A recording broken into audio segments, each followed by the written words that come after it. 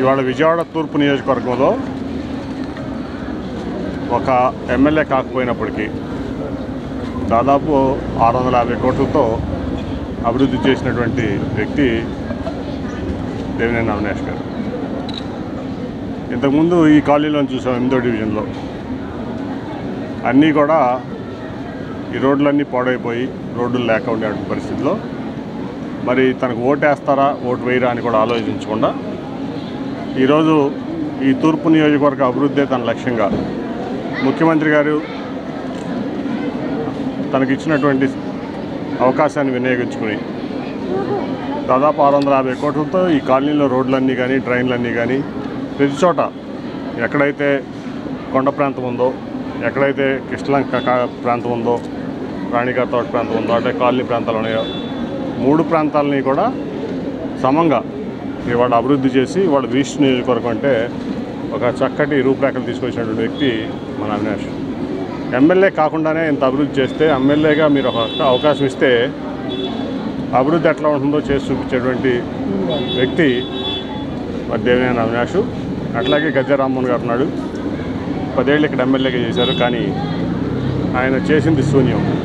అట్లాగే ఆయన ఇన్నేళ్ళు రాజకీయాల్లో ఉన్న ఆయన మార్క్ ఎక్కడ కూడా విజయవాడ మీద కానీ గన్నవరం మీద కూడా పడినటువంటి పరిస్థితి లేదు.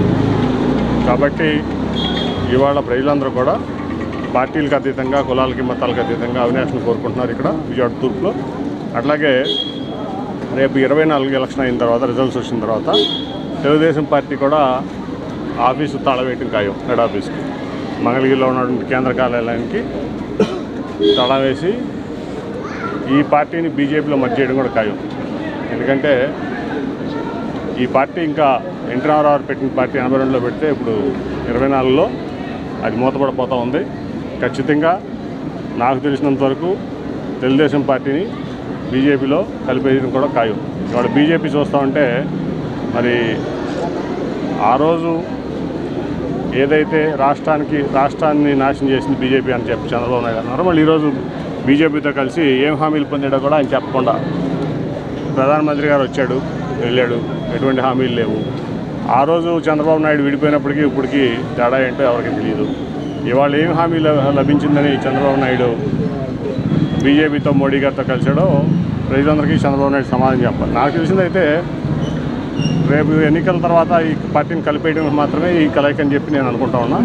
కాబట్టి అందరూ కూడా ఆలోచించుకుని మరి ఇక్కడ విజయవాడ తూర్పులో దేవినేని అవినాష్ని మంచి మెజార్టీతో గెలిపిస్తే ప్రజలందరికీ అందుబాటులో ఉండే వ్యక్తి, కులాలకి మతాలకి అతీతంగా పనిచేసేటువంటి వ్యక్తి, అట్లాగే ఒక రక్షణగా కూడా ఈ ప్రాంతంలో ప్రజలకు నిలిచేటువంటి వ్యక్తి. కాబట్టి అందరూ అవినాష్కి ఓటేసి గెలిపించాలని ఇక్కడ ప్రార్థిస్తూ ప్రచారం చేస్తున్నాం. అట్లాగే రాష్ట్రంలో కూడా ఖచ్చితంగా రాబోయేది జగన్మోహన్ రెడ్డి గారితో.